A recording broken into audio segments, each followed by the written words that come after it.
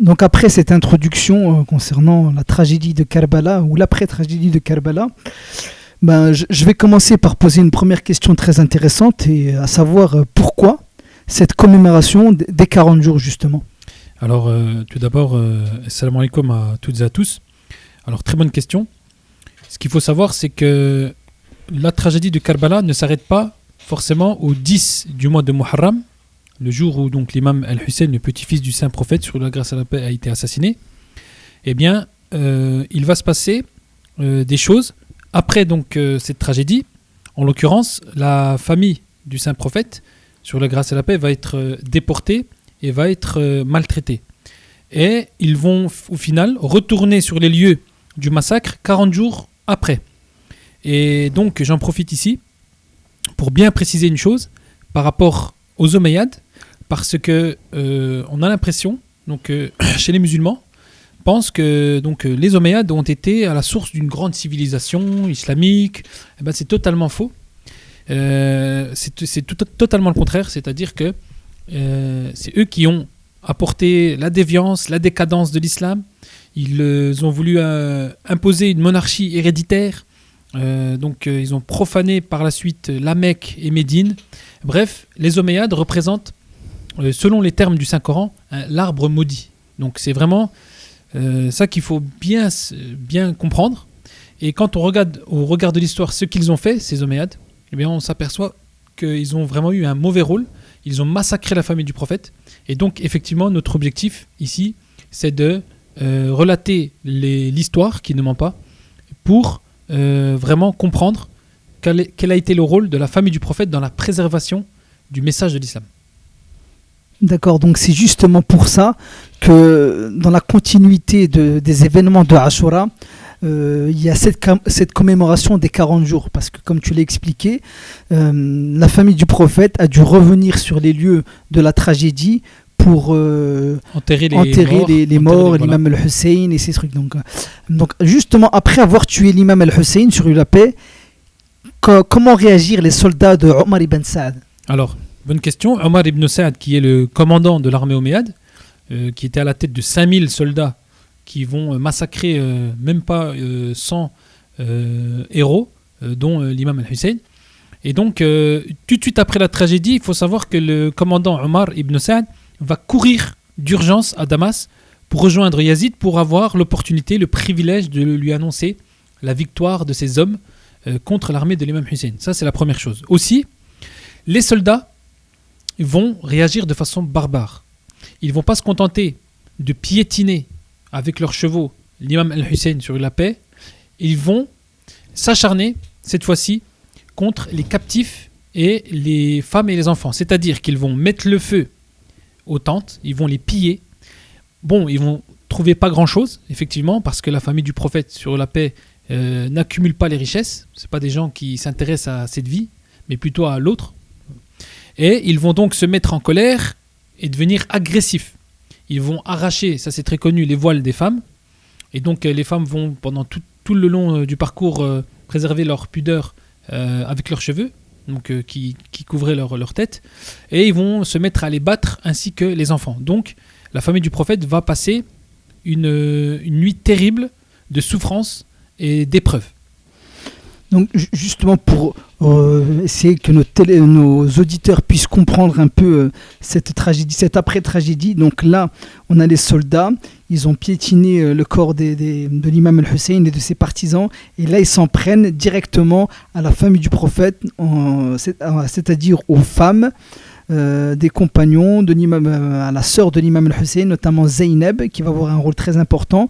Et là, ils vont leur arracher leur voile et tout. Et donc, ils sont juste après la tragédie, ou est-ce qu'ils partent déjà on est dans la soirée même de cette tragédie. Donc, cette famille du prophète, ses femmes et ses enfants, comment ils vont réagir face à cette tragédie, face à cette épreuve que leur font subir les soldats de Omar? Alors, c'est très simple. Effectivement, Zaynab, la sœur de l'imam Al-Hussein, qui est aussi la fille de l'imam Ali et donc de Fatima Zahra sur la paix, eh bien, va aller voir à ce moment-là celui qui est désigné par l'imam Al-Hussein comme le successeur légitime, comme l'imam à suivre, et donc le 4e imam, qui est l'imam Zayn al-Abidin. Alors, à ce moment-là, cet imam-là avait un peu plus de 20 ans. Il était très très très malade, donc il n'a pas pu prendre part au combat. Et malgré tout, il se retrouve successeur et héritier de son père, l'imam al-Hussein. Alors, Zaynab va se diriger vers lui pour prendre de lui les directives et ce qu'il doit faire. Alors, l'imam en question va lui répondre la chose suivante. Il faut tout faire pour rester en vie, quelles que soient les souffrances que nous devons subir. Donc voilà le mot d'ordre. Et donc Zeynep va effectivement rassembler toutes les femmes, va former même un cercle au milieu duquel elle va mettre les enfants qui se trouvaient là. Donc il y avait une quarantaine d'enfants. Et parmi les enfants figurait une certaine Soukaina, qui malheureusement n'est pas plus connue que ça dans l'histoire. C'est la fille de l'imam al-Hussein, sur lui la paix. Elle a eu un destin tragique, elle a 4 ans à ce moment-là. Elle va mourir par la suite pendant la déportation. Elle va mourir plus précisément en prison quand elle va être à Damas, mis en prison par Yazid. Bref, donc voilà comment la famille du prophète sur la paix vont réagir. Ils vont être organisés, hiérarchisés, et ils vont, c'est surtout la figure de Zeynep qui va à ce moment-là intervenir pour aider, pour préserver ce qui reste de la famille du prophète à ce moment-là. Donc très bien expliqué. Donc l'imam Zayn al-Abidin, qui est le successeur désigné par l'imam al-Hussein, va donner des directives, les mots d'ordre où ils doivent rester en vie. Mais après ça, où est-ce que les captives vont être déportées? Alors, je rappelle un petit peu l'histoire. L'imam al-Hussein était censé venir à Koufa pour être aidé et soutenu par les gens de Koufa. Or, on ne va pas l'autoriser à rentrer à Koufa. Il va donc mourir à Kerbala. Donc on est près de la ville de Koufa. Donc lorsque on va déporter les captifs, on va les emmener dans un premier temps à Koufa, chez le gouverneur de la ville, un certain Ubaydullah. Donc une fois qu'ils sont arrivés auprès de ce Ubaydullah à Koufa, comment les gens de Koufa vont réagir en voyant ces malheureux captifs dans un état lamentable? Alors avant de répondre à cette question, j'aimerais bien donner 2 mots quand même sur vraiment comment se passait le trajet. Parce que c'est quelque chose qui va vraiment dévoiler la personnalité de ces Omeyyades-là pour voir un peu leur niveau de barbarisme. Alors il faut savoir que la famille du prophète a été déportée à Koufa dans des conditions extrêmement difficiles, extrêmement lamentables. Je m'explique. Ils ont été attachés les uns aux autres, mis sur des chameaux sans selle, pour certains ou certaines. Les têtes des 78 courageux héros sont placées sur des pics en tête de cortège, qu'on arborait fièrement comme des trophées. Ils recevaient ces captifs, ces malheureux captifs, des coups de fouet quand ils tombaient, d'accord ? Et dès qu'ils sont arrivés près de Koufa, ils vont attendre sous le soleil, sans eau, sans nourriture, pendant que les soldats, eux, sont à l'ombre en train de manger tranquillement. Donc, la déportation en tant que telle va se passer dans des conditions très compliquées. Et pour répondre à la question que tu as posée, c'est-à-dire comment est-ce que les gens de Koufa, finalement, réagissaient en voyant ces malheureux captifs, eh bien, il faut savoir que l'ambiance à ce moment-là était telle que les gens regardaient. Certains, certes, retenaient leurs larmes. La terreur des Omeyyades et la honte d'avoir trahi la famille du prophète faisait que les gens restaient silencieux. Donc c'était quand même une atmosphère assez lourde où on était entre 2 sentiments, c'est-à-dire entre le remords d'avoir trahi la famille du prophète et la terreur qui était imposée par les Omeyyades. Et justement, cette famille du prophète béni, en arrivant là dans un état lamentable, humiliés durant le trajet, en ayant subi la perte de leurs proches et tout, en voyant cette trahison des Koufites, comment est-ce qu'ils vont réagir, cette famille du prophète? Alors, bonne question, puisque Zeynep, à ce moment-là, qui est je rappelle, une personnalité centrale en islam, très importante, qui est dotée d'une grande éloquence et d'un grand courage, Zeynep, elle va prendre la parole à ce moment-là face aux gens de Koufa qui essayaient de retenir leurs larmes et elle va leur faire un discours. Alors les discours de Zeynep, c'est quelque chose de vraiment impressionnant qui font l'objet d'études par les savants parce que vraiment la puissance, comme je l'ai dit, de Zeynep, c'est vraiment sa force d'éloquence et son courage qui est hérité tout simplement de ses parents et du saint prophète sur la grâce et la paix. Donc voici ce que Zaynab va dire aux gens de Koufa. Gens de Koufa, donc elle les désigne clairement. Je suis Zaynab, la fille de l'imam Ali, le commandeur des croyants, et de Fatima, la resplendissante, Zahra. Je suis la petite fille du messager de Dieu, sur la grâce et la paix. Donc là, elle commence par se présenter. Puis elle dit, je suis la sœur de l'imam Hussein, votre imam, que vous avez tué. Donc là, elle désigne, elle accuse, elle montre du doigt clairement les gens de Koufa comme étant ceux qui ont tué l'imam Hussein par leur trahison, puisqu'ils étaient censés venir aider l'imam. C'est pour ça qu'il s'est déplacé jusqu'à proximité de Koufa. Puis, elle va vraiment avoir des mots très durs. Voilà ce qu'elle va continuer à dire. Gens de Koufa, vous n'êtes qu'une bande de traîtres, vous pleurez maintenant, que vos larmes ne sèchent jamais, que vos cris ne cessent pas, Dieu est en colère contre vous, vous irez éternellement en enfer, vous ne récolterez que la honte et le déshonneur, qu'une pluie de sang s'abatte sur vos têtes. Donc là, c'est quasiment une malédiction qu'elle envoie aux gens de Koufa. Et vraiment, on sent une violence. Elle répond finalement à la violence de ce qu'ils ont subi, ce que les Omeyyades ont fait, par une autre violence qui est celle-ci sainte, qui est verbale, et qui est issue une personnalité sainte. Donc là, elle explique la gravité de ce crime contre l'imam Hussein. Et les gens de Koufa, là, se rendent compte vraiment qu'ils ont mal agi historiquement et qu'ils portent la responsabilité historique d'avoir abandonné le petit-fils du prophète et donc par conséquent qui sont responsables en quelque sorte de son martyre, de son massacre. Donc Zaynab, cette grande Zaynab, à travers son discours, elle a simplement, d'une manière énergique, montré aux Koufites qu'ils ont trahi le petit-fils du saint prophète et qui a entraîné sa mort, donc sa mort en martyr, et donc ils en portent la responsabilité devant Dieu et devant l'histoire. Donc on va faire une très courte pause coranique et on se retrouve tout de suite après. Restez parmi nous. À tout de suite.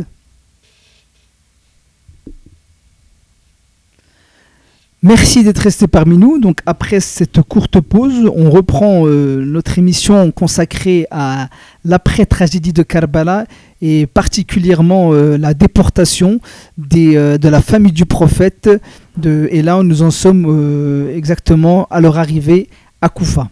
Et donc justement, quand ils arrivent à Koufa, dans quel état d'esprit ce gouverneur va-t-il les accueillir? Et alors, comment était-il? Bonne question, puisque alors qu'on venait de massacrer la famille du prophète et aussi les compagnons de l'imam al-Hussein sur la paix, eh bien, le gouverneur, le fameux Ubaydullah, était tout joyeux, assis sur son trône. Les portes du palais étaient même ouvertes pour permettre aux gens de venir le féliciter. Alors, il y avait un fait qui était marquant, c'était que la tête de l'imam al-Hussein, c'est pour montrer le niveau de barbarisme, la tête de l'imam al-Hussein sur la paix était mise sur un plateau et elle se trouvait au pied de ce gouverneur Ubaydullah et il trouvait un plaisir un peu sadique en jouant à tapoter sur ce noble visage avec une barre en fer. Donc voilà dans quel portrait on peut dresser de ce personnage-là et aussi des gens qui accueillaient ça comme une fête. Dans cette ambiance pour la famille du prophète, dans cette ambiance d'humiliation pour eux, on a un gouverneur, Ubaydullah, qui exhibe très clairement la tête du petit-fils du saint prophète et ça nous paraît très choquant pour nous, mais est-ce qu'il y a eu des gens, des Koufites, des gens qui ont condamné cet acte-là? Bien sûr, alors à ce moment-là, autour de Ubaydullah, il se trouvait un vieux compagnon qui avait vécu au temps du saint prophète, que la paix de Dieu soit sur lui et sa sainte famille. Et il était très âgé à ce moment-là. Et il va condamner directement cette scène en disant clairement à Ubaydullah, ôte cette barre de fer de ce noble visage. J'ai vu les lèvres du noble prophète s'y poser je ne sais combien de fois. Et il disait ça en pleurant. Il était vraiment triste et il sanglota. Et le gouverneur, il se met en colère, il ne supporte pas cette remarque et il lui répond « si tu n'étais pas un vieillard qui a perdu la raison, je t'aurais déjà fait trancher la tête. Donc il y a quand même eu des personnalités, j'ai envie de dire, assez nobles pour condamner un tel acte. Et aussi on cite certains ambassadeurs à ce moment-là qui ont condamné cet acte-là, qui ont compris que les limites étaient dépassées. Mais bon, le gouverneur va prendre un malin plaisir à s'en occuper et certains même vont mourir. Ceux qui osaient se rebeller contre l'autorité subissaient la mort, la tête coupée. Oui, on comprend bien par rapport à cette tragédie-là. Rappelons que le gouverneur et la politique employée par Yazid, le fils de Muawiyah, c'était vraiment une politique de la terreur et c'est ce qui a vraiment tétanisé les Koufites et l'ensemble du gouvernement islamique pour vraiment en arriver à une telle tragédie où est-ce qu'on a accepté de massacrer le petit-fils du saint prophète. Mais pour en revenir un peu à cette déportation et cette arrivée au palais auprès du gouverneur, est-ce qu'il y a eu un dialogue qui s'est engagé entre ce fameux gouverneur Ubaydullah et les captifs? Est-ce qu'il y a eu un dialogue, des contacts? Effectivement, va arriver où les captifs vont se confronter, vont se retrouver en face à face avec le gouverneur Ubaydullah, qui à ce moment-là a la force, la puissance à son maximum. Donc on va voir effectivement comment est-ce que ces captifs vont pouvoir se défendre et avoir la vie sauve. Alors, déjà, les captifs se présentent un par un, ils donnent leur nom, ils se présentent devant le gouverneur Ubaydullah. Quand ce fut le tour de l'imam Zayn al-Abidin, c'est-à-dire celui qui est l'autorité spirituelle religieuse, l'héritier même donc, de l'imam Hussein, sur la paix, eh bien cet imam va se présenter en disant « Je suis Ali, fils de Hussein ». Et là, Ubaydullah, qui n'est au courant de pas grand-chose, parce que vu le niveau d'ignorance de ces gens-là, va s'exclamer « Ali a été tué ». C'est-à-dire, il parlait d'un autre Ali, puisque l'imam Hussein, il faut savoir qu'il avait beaucoup d'enfants et beaucoup parmi eux, il les appelait Ali. Et il disait même, si j'ai 150 enfants, je les appellerai tous Ali. C'est pour ça qu'on avait Ali Akbar, c'est-à-dire pour les différencier, donc on avait Ali Akbar le plus grand, Ali Asghar le plus petit, Ali Zayn al-Abidin, donc c'est ce fameux Ali qu'on a à ce moment-là. Bref, donc l'imam Zayn al-Abidin va dire au final, j'avais un frère qui portait le même nom, les gens l'ont tué, donc il ne va pas avoir peur de désigner Ubaydullah comme l'assassin de son frère, qui était donc Ali Akbar, de son père, de l'imam Hussein. Donc l'imam Zayn al-Abidin aussi était quelqu'un qui n'avait pas sa langue dans sa poche, qui faisait preuve d'une très très grande éloquence et qui avait aussi une force redoutable. Bon, à ce moment-là, il était très très malade, il n'arrivait pas à tenir debout le jour de la tragédie, et il était tellement fort que vraiment il était redouté. À Médine, à la base, les Omeyyades, ils réfléchissaient à 2 fois avant de venir l'embêter. Donc c'est quelqu'un que c'est vraiment un lion. Donc on a l'impression dans les récits que c'est quelqu'un de triste, de fragile, mais en vérité, c'est quelqu'un qui a une forte personnalité. Donc voilà comment est-ce que dans un premier temps, les captifs vont se confronter à ce fameux Ubaydullah. Pour en revenir à l'imam Zayn al-Abidin, on peut dire que c'est une volonté de Dieu de faire en sorte que le successeur de l'imam al-Hussein tombe malade durant cette tragédie-là. C'est pour que la succession puisse se faire et que l'imam Hussein puisse bénéficier d'un successeur. Bien sûr, auquel cas il n'y aurait pas eu d'imam, et auquel cas il n'y aurait pas eu d'imam par la suite, et auquel cas il n'y aurait pas eu d'imam al-Mahdi, le sauveur tant attendu aujourd'hui pour mettre la justice et l'équité sur terre, etc.